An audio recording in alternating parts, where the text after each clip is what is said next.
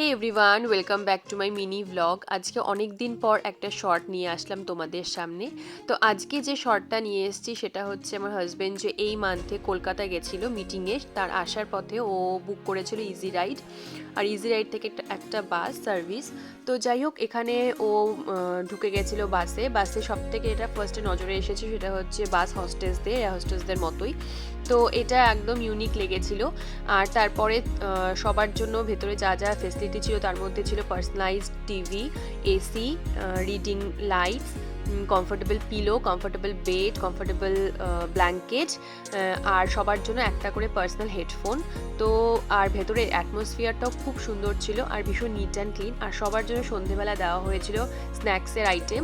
তার মধ্যে ছিল 500 ml এর একটা জলের বোতল, একটা কোল্ড ড্রিঙ্কসের বটল, আর একটা কাপ নুডলস। ও যেহেতু নন ভেজ খেয়েছিল তো চিকেন কাপ নুডলস ছিল, যারা ভেজ খায় তাদের জন্য ভেজ দেওয়া হয়েছিল।